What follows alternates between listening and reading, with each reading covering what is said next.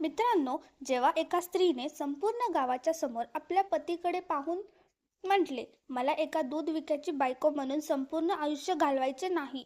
मला एक मोठा माणूस हवा आहे, स्वप्ने हवी आहेत, इज्जत हवी आहे. तेव्हा कोणीही विचार केला नव्हता की हाच अपमान एक दिवस इतिहास बनेल. तो माणूस गप्पपणे मान खाली घालून तिथून निघून गेला. त्याने ना कोणते उत्तर दिले, ना कोणाकडे तक्रार केली. पण बरोबर 10 वर्षांनंतर त्याच गावातील धुळीने भरलेल्या रस्त्यावर लाल दिव्याची सरकारी गाडी येऊन थांबली. गाडीतून जो अधिकारी खाली उतरला त्याला पाहून संपूर्ण गावाचा श्वास रोखला गेला. तोच साधा दूध विकणारा तरुण आज जिल्ह्याचा नवा जिल्हा अधिकारी बनून परतला होता. आणि सर्वात जास्त थरथर कापत होती ती स्त्री, जिने कधी काळी त्याला गरीब समजून सोडून गेले होते. नाशिक जिल्ह्यातील एका छोट्याशा गावात, सुपे गावामध्ये सकाळ नेहमीच दुधाच्या सुवासाने सुरू व्हायची. सूर्याची पहिली किरणे शेतावर पडली की दूरवर पसरलेल्या हिरवळीमध्ये सायकलची घंटा ऐकू यायची. ती घंटा समीरची ओळख होती. 25 वर्षाचा समीर दररोज भल्या पहाटे 4 वाजता उठायचा. सर्वात आधी आपल्या वृद्ध आईच्या सावित्रीबाईंच्या पाया पडायचा. मग गोठ्यात जाऊन आपल्या गायींना मायेने कुरवळायचा. त्याच्यासाठी त्या केवळ जनावरे नव्हती, तर कुटुंब होती. गावातील लोक नेहमी म्हणायचे, एवढा साधा मुलगा आजच्या काळात कुठे मिळतो. समीर फक्त हसायचा. त्याच्या चेहऱ्यावर कधीही कोणती अशी तक्रार नसायची. गरिबी त्याच्या कपड्यांमध्ये होती, पण त्याच्या विचारांमध्ये नाही. त्याचे वडील रघुवीर अनेक वर्षापूर्वी या जगातून निघून गेले होते. जाता जाता ते एवढेच सांगून गेले होते, बाळा, कष्ट करणे सोडलेस तरी चालेल, पण प्रामाणिकपणा कधीही सोडू नकोस. समीरने या शब्दांना आपल्या आयुष्याचे नियम बनवले होते. त्याच गावात रिया राहत होती. शिकलेली, सुंदर आणि शहराच्या स्वप्नांमध्ये हरवून गेलेली मुलगी. तिचे वडील शिक्षक होते आणि तिच्या आईला नेहमी या गोष्टीचा अभिमान असायचा की आपली मुलगी एखाद्या मोठ्या अधिकाऱ्यापेक्षा कमी योग्यतेची नाही. पण नशिबाने वेगळीच कथा लिहिली होती. एका नातेवाईकाच्या हट्टाखातर रियाचे लग्न समीरशी झाले. लग्न अगदी साधेपणाने झाले होते. गावातील मंदिरात 7 फेरे झाले. समीरच्या डोळ्यात पत्नीसाठी आदर होता, तर रियाच्या डोळ्यात केवळ तडजोड. लग्नाच्या सुरुवातीच्या दिवसात समीरने रियाला कोणताही त्रास होऊ नये म्हणून प्रत्येक प्रयत्न केला. तो सकाळी दूध विकायला जायचा, परतताना कधी तिच्यासाठी बांगड्या आणायचा, तर कधी तिच्या आवडीची मिठाई. एक दिवस हसत म्हटले, रिया, माझ्याकडे जास्त काही नाही, पण जे काही आहे ते सर्व तुझेच आहे. रियाने त्याच्याकडे न पाहता उत्तर दिले, मला वस्तू नको आहेत, मला आयुष्य हवे आहे. समीर काही क्षण गप्प राहिला, मग हळूच म्हणाला, आयुष्य आपण दोघे मिळून घडवू शकतो. रियाने पहिल्यांदाच त्याच्या डोळ्यात पाहिले, पण तिथे तिला फक्त साधेपणा दिसला. ती चमक दिसली नाही, जिचा ती शोध घेत होती. दिवस जात होते. गावातील स्त्रिया नेहमी रियाला म्हणायच्या, खूप भाग्यवान आहे सुनबाई, समीर सारखा नवरा प्रत्येकाला मिळत नाही. ती फक्त छोटंसं हसायची, पण आतून तिला वाटायचे की सगळे तिची टवाळी करत आहेत. काही महिन्यांनंतर तिची महाविद्यालयातील मैत्रीण प्रिया शहरातून तिला भेटायला आली. ती एका मोठ्या गाडीतून उतरली. महागडे कपडे, हातात चमकणारा फोन आणि बोलण्यात शहराची ऐट. तिने चहूबाजूला पाहिले आणि हळूच म्हणाली, रिया, तू खरंच इथे राहतेस? रियाने कोरडे हसू दिले. प्रिया हसत म्हणाली, तू तर म्हणायचीस की एखाद्या अधिकाराशी किंवा मोठ्या व्यापाराशी लग्न करेन, आणि हा दूध विक्या. हे शब्द समीरने सुद्धा ऐकले होते. तो दाराबाहेर उभा होता. त्याच्या हातात दुधाची रिकामी कॅन होती. काही क्षणासाठी त्याची बोटे थरथरली, पण त्याने आत येऊन फक्त एवढंच म्हटले, प्रियाताई, चहा तयार आहे, घ्या. प्रियाने त्याच्याकडे पाहिले सुद्धा नाही. त्या रात्री प्रिया खूप वेळ धाब्यावर बसून राहिली. समीर तिच्याजवळ आला आणि म्हणाला, तुला इथे आवडत असेल तर मी काहीतरी मोठे करण्याचा प्रयत्न करीन. रियाने पहिल्यांदाच मोठ्या आवाजात म्हणले, प्रयत्न? फक्त प्रयत्नांनी काही होत नाही समीर. जग यश पाहते. मग सांग काय करू? कमीत कमी असे काहीतरी काम कर जे सांगताना लाज वाटणार नाही. हे शब्द बाणासारखे त्याच्या छातीत रुतले. पण त्याने पुन्हा शांत स्वरात म्हटले, कोणतेही काम छोटे नसते रिया. माणसाची वृत्ती छोटी असते. रिया काहीही न बोलता तिथून निघून गेली. पुढील अनेक दिवस दोघांमधील अंतर वाढत गेले. समीर पूर्वीप्रमाणेच कष्ट करत राहिला. त्याने दुधाचा छोटा व्यवसाय वाढवण्यासाठी बँकेकडून कर्ज घेण्याचा प्रयत्न केला, पण हमी नसल्यामुळे त्याला नकार देण्यात आला. त्या दिवशी परतताना त्याला रस्त्याच्या कडेला बसलेल्या एका वृद्धाला पाणी पाजले. वृद्धाने त्याच्या डोळ्यात पाहत म्हटले, बाळा, देव कष्टाचे फळ उशिरा देतो, पण पूर्ण देतो. समीर हसला. त्याला ठाऊक नव्हते की हेच शब्द येणाऱ्या वर्षात त्याची सर्वात मोठी ताकद बनणार आहेत. इकडे रियाचे आई वडील तिला सतत समजावू लागले की तिने आपले आयुष्य उद्ध्वस्त केले आहे.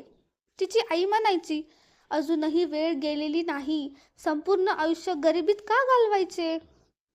हळूहळू रियाचे मन पूर्णपणे बदलू लागले.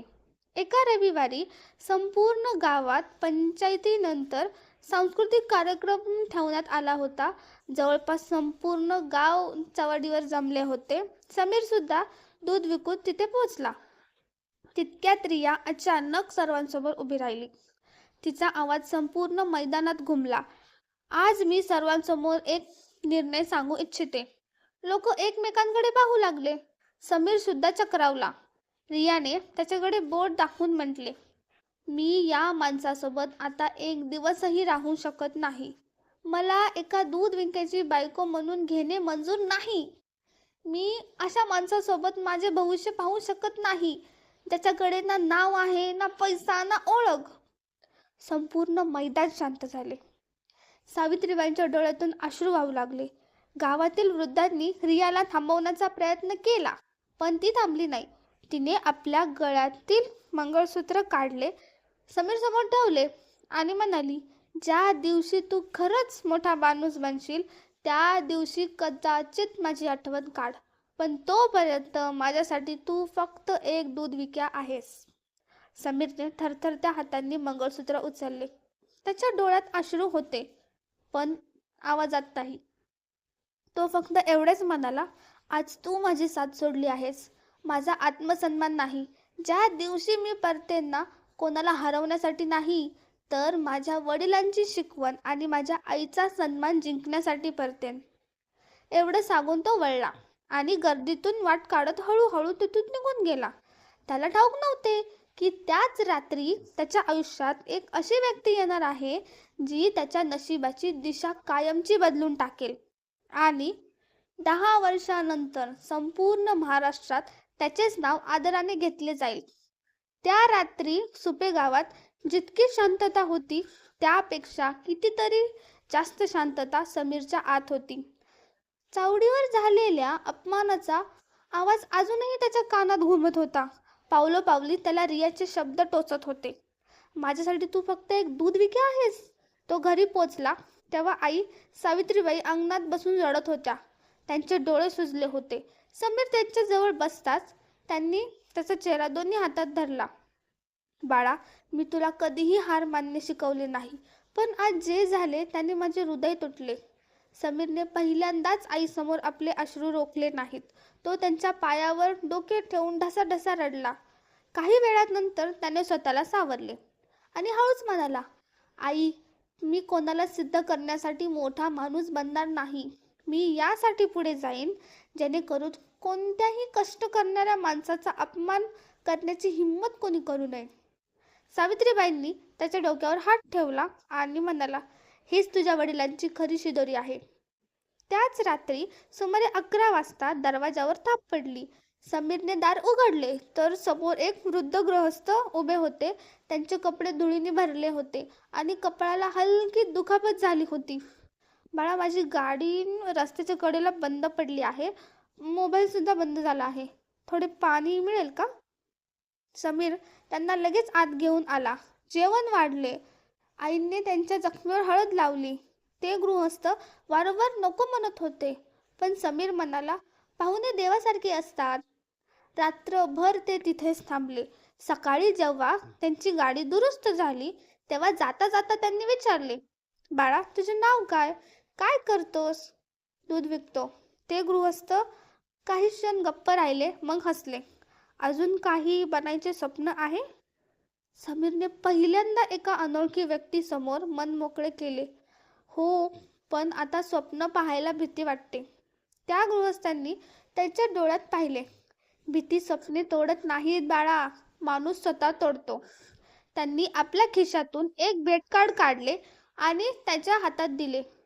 त्यावर लिहिले होते, अरविंद शेखावत, निवृत्त अधिकारी, IAS. समीरचे डोळे मोठे झाले. जर खरंच तुझे नशीब बदलायचे असेल तर पुण्याला ये, पण लक्षात ठेव, मी मेहनत करून घेऊ शकतो, ध्येय मिळवून देऊ शकत नाही. एवढे सांगून ते निघून गेले. समीर खूप वेळ त्या कार्डाकडे पाहत राहिला. इकडे रिया माहेरी परतली होती. काही दिवसातच तिने न्यायालयात काडीमोड घेण्याची मागणी केली. गावात वेगवेगळ्या चर्चा सुरू झाल्या. बिचारा समीर, मुलीने योग्यच केले. गरीबासोबत कोणाला राहायचे असते? आता तो दुसरे लग्न करेल. पण समीरने कोणाच्याही बोलण्याला उत्तर दिले नाही. सुमारे 2 महिन्यानंतर न्यायालयात दोघे आमने सामने उभे होते.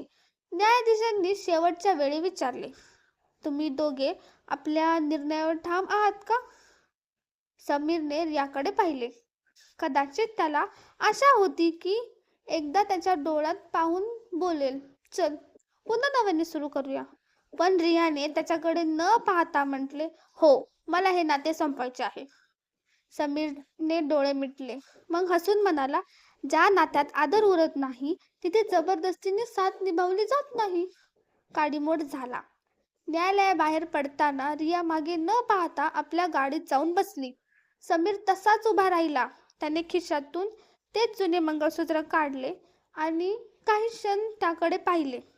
मग एका छोट्या डब्यात ठेवून आपल्या पिशवीत ठेवून दिले.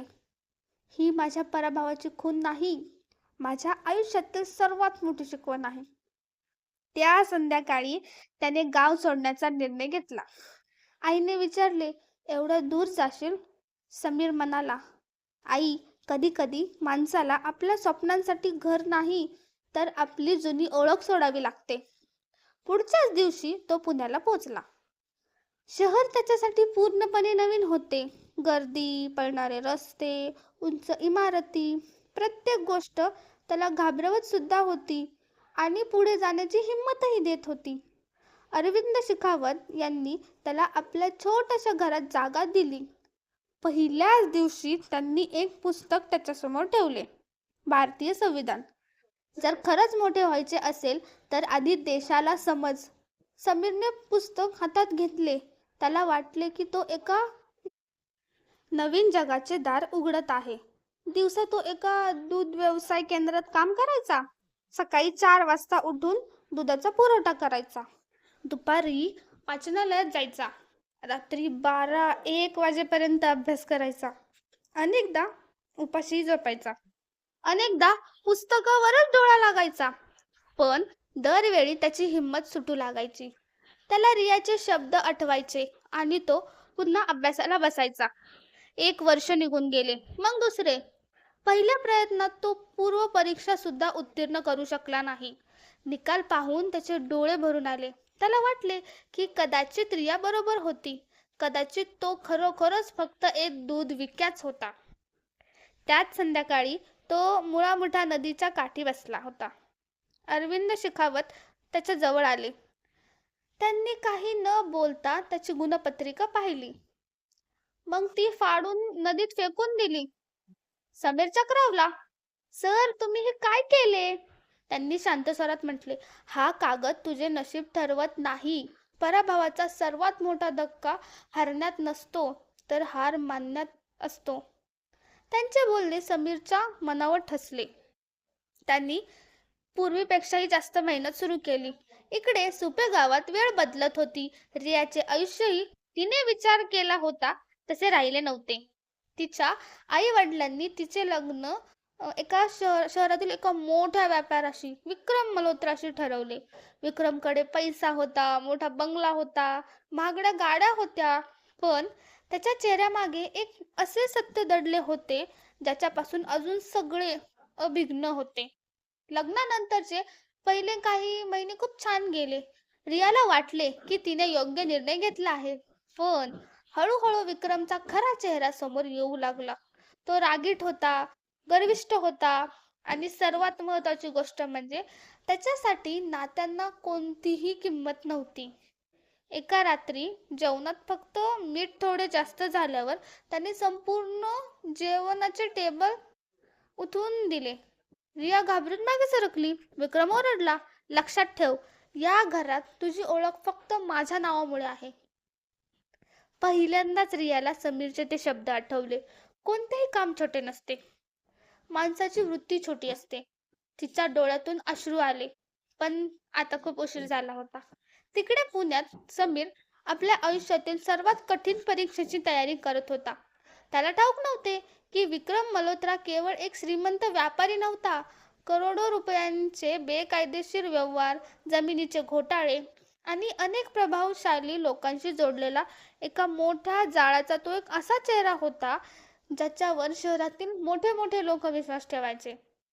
आणि येणाऱ्या काळात हाच माणूस समीर आणि रिया या तिघांच्या आयुष्याला पुन्हा एका अशा धाग्यात बांधणार होता जिथे फक्त प्रेम किंवा द्वेष नाही, तर सत्य, न्याय आणि आयुष्याची सर्वात मोठी परीक्षा त्याची वाट पाहत होती.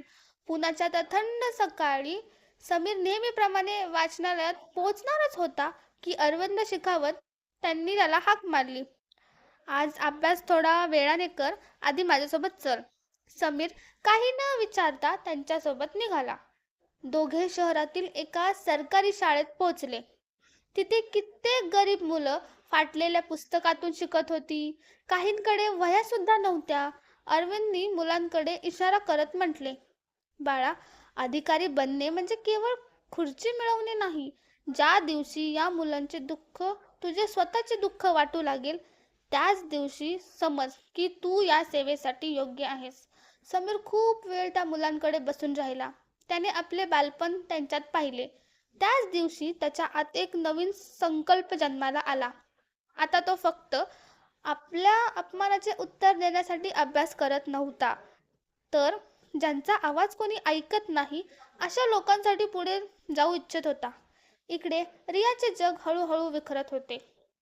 विक्रम उशिरा रात्री नशेत घरी परतायचा, काही क्षुल्लक कारणांवरून ओरडायचा, तर कधी कित्येक दिवस तिच्याशी बोलायचा नाही. घरात नोकर होते, गाड्या होता, आलिशान बंगला होता, पण त्या घरात शांततेचा एक कोपराही नव्हता. एका संध्याकाळी रियाने हिम्मत करून विचारले, इतके दिवस झाले, तुम्ही इतके अस्वस्थ का आहात? विक्रमने तिच्याकडे रोखून पाहिले. जितके विचारले जाईल तितकेच बोलत जा. माझ्या कामात ढवळाढवळ करण्याचा प्रयत्न करू नकोस. रिया गप्प झाली. पण त्याच रात्री तिला विक्रमच्या अभ्यासिकेतून कोणाचा तरी मोठा आवाज ऐकू आला. दार थोडेसे उघडे होते. आत दोन माणसं बसली होती. एक जण म्हणाला, सर, त्या शेतकऱ्याने जमिनीचे कागद देण्यास नकार दिला आहे. विक्रमने मंचावर हात मारत म्हटले, घाबरवा त्याला, तरीही मानला नाही तर गायब करून टाका. निवडणुकीपूर्वी ती जमीन माझ्या नावावर झालीच पाहिजे. रियाचे हात थरथरले. तिने पहिल्यांदा अनुभवले की ज्या संपत्तीच्या मागे ती धावली होती तिची झोप दुसऱ्या कोणाच्या तरी अश्रूंवर उभी होती. तिकडे समीरचा दुसरा प्रयत्न सुरू झाला होता. यावेळी त्याची मेहनत वेगळी होती. दिवसा दूध व्यवसाय केंद्रातील काम, संध्याकाळी वर्तमानपत्राची कात्रणे, रात्रभर सराव परीक्षा. अरविंद शेखावत रोज त्याला एकच प्रश्न विचारायचे, जर उद्या तू जिल्हाधिकारी बनलास तर सर्वात पहिला आदेश काय देशील? रोज समीरचे उत्तर बदलायचे, पण एका दिवशी तो म्हणाला, मी प्रयत्न करेन की कोणत्याही गरीबाला फक्त गरिबी असल्यामुळे सरकारी कचेऱ्याचे फेरे मारावे लागू नयेत. अरविंद हसले. आता तुझ्या उत्तरात वेदना आली आहे, आणि वेदनाच सर्वात मोठी शिक्षक असते. काही महिन्यांनंतर केंद्रीय लोकसेवा आयोगाची मुख्य परीक्षा झाली. सलग 3 दिवस परीक्षा चालली. शेवटचा कागद देऊन जेव्हा समीर बाहेर पडला तेव्हा त्याच्या चेहऱ्यावर थकवा होता, पण डोळ्यात आशा होती. त्याने सर्वात आधी आईला फोन केला. आई, यावेळी मी पूर्ण ताकद लावली आहे. सावित्रीबाईचा आवाज गहिवरला. बाळा, तुझे बाबा आज असते तर त्यांनी तुला मिठी मारली असती. फोन ठेवताच समीरचे डोळे ओलावले. इकडे सुपे गावात सावित्रीबाई अजूनही एकट्याच राहत होत्या. समीर दर महिन्याला थोडे थोडे पैसे पाठवत असे, पण गावातील काही लोक आजही टमणे मारायचे. शिकून काय होणार, शेवटी परत येऊन दूधच विकायचे आहे. सावित्रीबाई फक्त हसायच्या. त्यांचा आपल्या मुलावर विश्वास होता. दरम्यान विक्रमच्या गुन्ह्याचे जाळे अधिकच पसरत गेले. त्याने नेते आणि काही भ्रष्ट अधिकाऱ्यांशी हातमिळवणी करून अनेक गरीब शेतकऱ्यांच्या जमिनी बळकावल्या. जो विरोध करायचा त्याला धमक्या मिळायच्या. राघव नावाचा एक पत्रकार या संपूर्ण प्रकरणाची चौकशी करत होता. त्याच्याकडे काही महत्त्वाची कागदपत्रे सुद्धा होती. एका रात्री जेव्हा तो घरी परतत होता तेव्हा एक भरधाव गाडीने त्याच्या दुचाकीला धडक दिली. राघव गंभीर जखमी होऊन रस्त्यावर पडला. हल्लेखोरांनी त्याच्या पिशवीतील फाईल घेऊन पळून गेले. दुसऱ्या दिवशी वर्तमानपत्रात बातमी छापून आली. तरुण पत्रकार रस्ते अपघातात गंभीर जखमी. पण राघवला ठाऊक होते की हा अपघात नव्हता तर हल्ला होता. तिकडे रियाला शंका येऊ लागली की विक्रम त्याच घटनेशी जोडलेला आहे. तिने गपचूप विक्रमच्या कार्यालयाची अलमारी उघडण्याचा प्रयत्न केला. आत अनेक फाईल्स होत्या. जमिनीचे नकाशे, बँक खात्याचे प्रती, काही नेत्यांची नावं आणि एक पेनड्राईव्ह. तिने पेनड्राईव्ह उचलताच मागून आवाज आला. काय शोधत आहेस? रियाच्या हातून पेनड्राईव्ह जवळपास सुटलाच होता. विक्रम दारात उभा होता. त्याच्या डोळ्यात राग साफ दिसत होता. मी तर फक्त विक्रमने तिचा हात इतक्या जोरात पकडला की तिचे मनगट लाल झाले. लक्षात ठेव रिया, माझ्या जगात डोकवण्याची किंमत खूप महाग पडते. त्या रात्री पहिल्यांदाच विक्रमने तिच्यावर हात उचलला. रिया खूप वेळ खोलीत बसून रडत राहिली. तिला समीरचा शांत चेहरा वारंवार आठवत होता. ती स्वतःशीच म्हणाली, ज्या माणसाला मी गरीब समजून सोडले, खरं तर तोच सर्वात श्रीमंत होता. इकडे महिन्याच्या प्रतीक्षेनंतर मुख्य परीक्षेचा निकाल आला. समीरचे नाव मुलाखतीसाठी निवडले गेले होते. तो आनंदाने अरविंद शेखावत यांच्या पाया पडला, पण अरविंदने त्याला उचलून मिठी मारली. अजून ध्येय गाठलेले नाही बाळा, अजून सर्वात कठीण दार बाकी आहे. मुलाखतीचा दिवस आला. मंडळाच्या एका सदस्याने हसून विचारले, जर एखाद्या व्यक्तीने जाहीरपणे तुमचा अपमान केला तर तुम्ही काय कराल? हा प्रश्न ऐकताच समीरच्या मनात 10 वर्षापूर्वीचा तो दिवस विजेसारखा चमकून गेला. काही क्षण तो गप्प राहिला. मग शांत स्वरात म्हणाला, सर, अपमानाचे सर्वात मोठे उत्तर सूड नसून यश असते. जर मी सूड घेऊ लागलो तर मी सुद्धा त्याच व्यक्तीसारखा बनेन ज्याने माझा अपमान केला होता. खोलीत काही क्षणासाठी शांतता पसरली. मंडळाच्या अध्यक्षांनी हसून म्हटले, धन्यवाद श्री समीर. बाहेर पडताना समीरने आकाशाकडे पाहिले. त्याला वाटले की त्याचे वडील कुठून तरी लांबून त्याला आशीर्वाद देत आहेत. पण त्याच वेळी शहराच्या दुसऱ्या टोकाला विक्रम मल्होत्रा आपल्या गुंडांना सांगत होता, ज्या पत्रकाराकडे फाईलची प्रत होती तो एकटा नाही. दुसरा कोणाकडे तरी पुरावे आहेत, त्याला शोधा. तो कोणीही असो, त्याला सोडू नका. त्याला अजिबात कल्पना नव्हती की ज्या पुराव्यांचा तो शोध घेत होता त्याची एक गुप्त प्रत त्याच पेनड्राईव्हमध्ये सुरक्षित होती. आणि तो पेनड्राईव्ह आता रियाकडे नाही तर एका अशा माणसाच्या हाती लागणार होता ज्याचा प्रामाणिकपणा येणाऱ्या दिवसात संपूर्ण खेळ उलटून टाकणार होता. त्या रात्री रिया आपल्या खोलीत एकटी बसली होती. विक्रमच्या हाताने झालेली दुखापत तिच्या मनगटांवर साफ दिसत होती. वेदना फक्त शरीराला नव्हती, तिच्या आत्म्यापर्यंत पोचली होती. तिने अलमारीतून तो पेनड्राईव्ह काढला. तो तिने भीती असूनही लपवून ठेवला होता. ती खूप वेळ त्याच्याकडे पाहत राहिली. तिच्या मनात एकच प्रश्न घोंगावत होता, जर हे सत्य बाहेर आले तर काय होईल? तितक्यात बाहेरून विक्रमचा आवाज ऐकू आला. संपूर्ण घराची झडती घ्या. ती गोष्ट इथेच कुठेतरी आहे. रियाच्या चेहऱ्यावरचा रंग उडाला. तिने घाईघाईने खिडकी उघडली. बंगल्याच्या मागे एक काम करणारा म्हातारा माळी हरिनारायण रोजच्याच प्रमाणे झाडांना पाणी देत होता. रियाने हळूच त्याला हाक मारली, काका. म्हाताऱ्याने वर पाहिले. रियाच्या डोळ्यात भीती पाहून त्याला समजले की बाब गंभीर आहे. त्याने काही न विचारता हात पुढे केला. रियाने पेनड्राईव्ह एका कपड्यात गुंडाळून खाली फेकला. याला एका सुरक्षित ठिकाणी पोहोचवा, आत्ताच्या आत्ता. हरिनारायणने मान हलवली आणि अंधारातच गायब झाला. काही सेकंदातच विक्रम खोलीत घुसला. त्याच्यासोबत 4 माणसे होती. अलमारी, बिछाना, सर्व काही उचकले गेले. पेनड्राईव्ह सापडला नाही. विक्रमच्या डोळ्यात पहिल्यांदाच अस्वस्थता दिसली. त्याने रागाने टेबलवर ठेवलेला फुलदाणे फोडला. ज्याच्याकडे ते पुरावे असतील तो जास्त दिवस जिवंत राहणार नाही. तिकडे त्याच वेळी पुण्यात समीर आपल्या मुलाखतीच्या निकालाची वाट पाहत होता. रोज सकाळी वर्तमानपत्र उघडायचे, रोज संध्याकाळी संकेतस्थळे पाहायचे, रोज रात्री आईशी बोलायचे. एक एक दिवस जणू एक एक वर्ष बनले होते. मग ती सकाळ आली जिची तो वर्षापासून वाट पाहत होता. केंद्रीय लोकसेवा आयोगाचा निकाल जाहीर झाला. थरथरत्या हाताने त्याने आपला अनुक्रमांक तपासला. काही सेकंद त्याचा श्वास रोखला गेला. मग त्याच्या डोळ्यातून अश्रू वाहू लागले. त्याची निवड झाली होती. समीरने भारतीय प्रशासकीय सेवेत IAS उत्कृष्ट दर्जा मिळवला होता. तो सर्वात आधी धावत अरविंद शेखावत यांच्याकडे पोहोचला. काही बोलू शकला नाही, फक्त त्यांच्या पाया पडला. अरविंद त्याला उचलून मिठी मारली.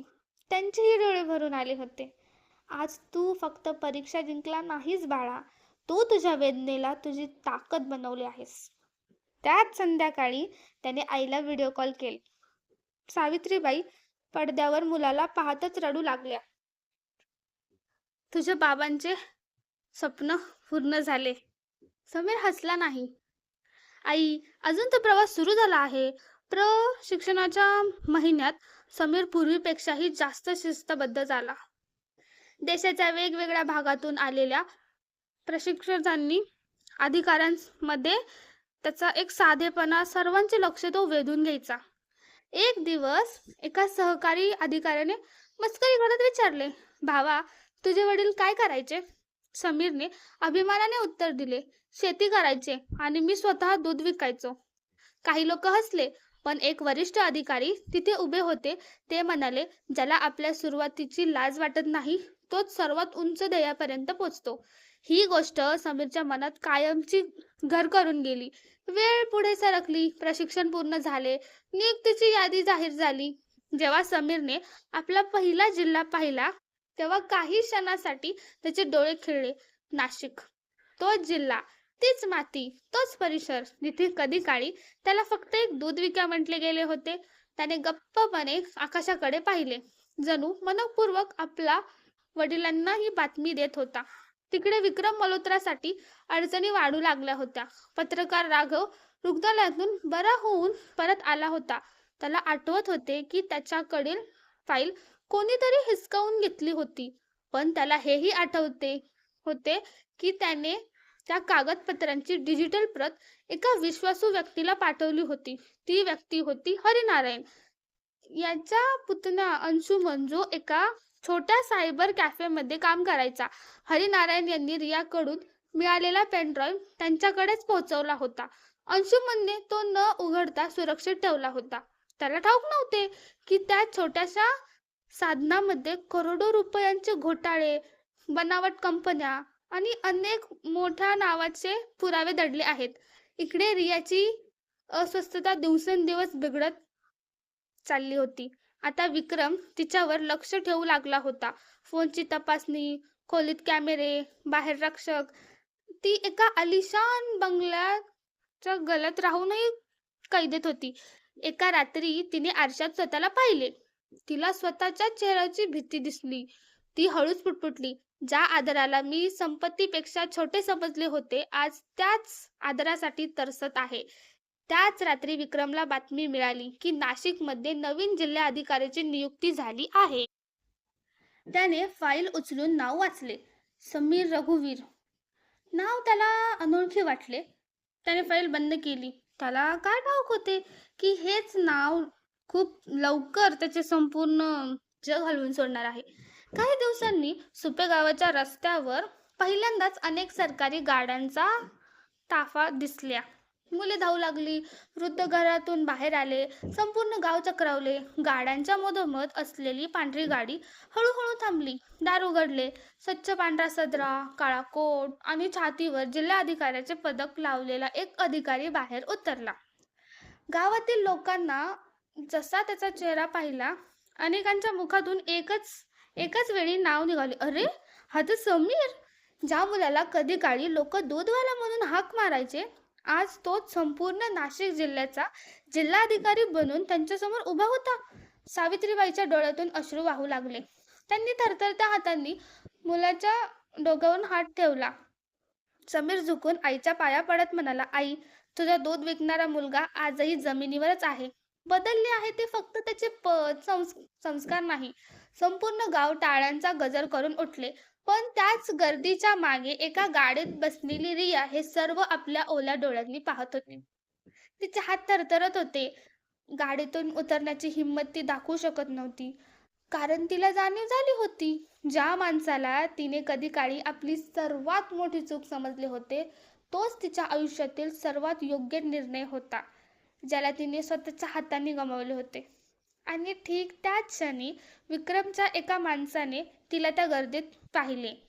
त्याने लगेच फोन लावला आणि हळूच म्हटले, सर, मॅडम सुपे गावात पोचले आहेत आणि नवीन जिल्हाधिकाऱ्याशी त्यांचे काही जुने नाते लागते. फोनच्या दुसऱ्या बाजूला काही क्षण शांतता राहिली. मग विक्रमचा थंड आवाज ऐकू आला, आता खेळ सुरू होईल आणि यावेळी कोणीही जिवंत वाचून सत्यापर्यंत पोहोचणार नाही. त्या एका वाक्यासह कथेने असे वळण घेतले जसे आता कोणाची परीक्षा तर फक्त नशीबच नाही तर माणुसकी घेणार होती. सुपे गावात समीरच्या स्वागताचा कार्यक्रम संपला होता. लोक आपल्या नवीन जिल्हाधिकाऱ्याचा अभिमान बाळगत होते. पण समीरची नजर गर्दीच्या मागे उभ्या असलेल्या एका पांढऱ्या गाडीवर पडली. गाडी हळूहळू वळली आणि न थांबता तिथून निघून गेली. त्याला फक्त एका क्षणासाठी वाटले की त्याने रियाला पाहिले आहे. पण पुढच्याच क्षणी त्याने स्वतःला सावरले. तो मनाशीच म्हटला, काही नाते आठवण म्हणूनच चांगले वाटतात. तिकडे गाडीत बसलेली रिया सतत रडत होती. तिच्या डोळ्यासमोर तोच दिवस फिरत होता जेव्हा तिने संपूर्ण गावाच्या समोर समीरचा अपमान केला होता. आज तोच माणूस संपूर्ण जिल्ह्याचा सर्वात मोठा प्रशासकीय अधिकारी होता. पण त्याच्या चेहऱ्यावर गर्वाचा एक कणही नव्हता. तिने पहिल्यांदा समजले की खरी उंची खुर्ची नाही तर चारित्र्य देते. दरम्यान विक्रमची माणसे हरिनारायण आणि त्यांचा पुतना अंशुमन यांच्यापर्यंत पोहोचली होती. रात्रीच्या अंधारात सायबर कॅफेवर हल्ला झाला. अंशुमन कसा तरी मागच्या दाराने पळून गेला, पण हरिनारायण गंभीर जखमी झाले.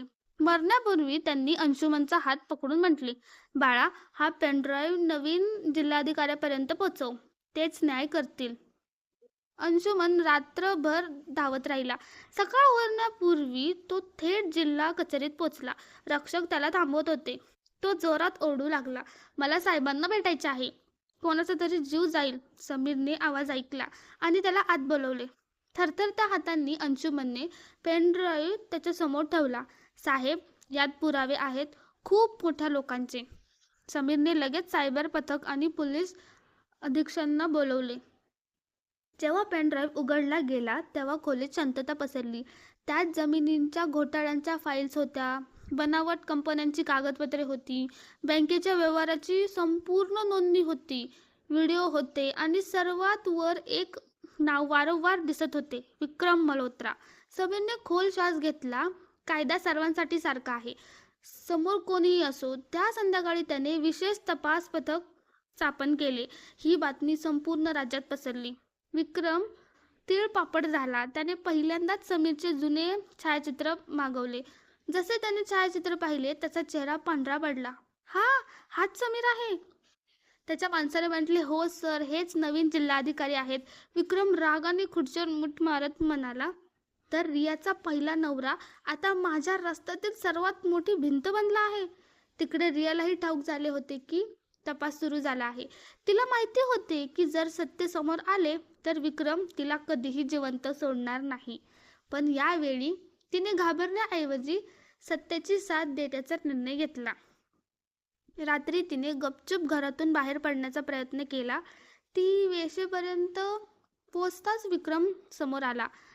त्याच्या डोळ्यात आग होती. खूप घाई आहे, कुठे जायची? रिया गप्प राहिली. विक्रमने तिचा मोबाईल हिसकावून घेतला. मग म्हणाला, तुला वाटते तू मला तुरुंगात पाठवशील? रियाने पहिल्यांदाच न घाबरता त्याच्या डोळ्यात पाहिले. मी एकदा चुकीच्या माणसाला निवडले होते, दुसऱ्यांदा ती चूक करणार नाही. विक्रमने रागाने तिला धक्का दिला. त्या वेळ त्याची गाडी तयार होती. त्याने आपल्या माणसांना म्हटले, हिला शेतघरावर फार्म हाऊसवर घेऊन जा. जोपर्यंत तपास संपत नाही ही कोणालाही भेटणार नाही.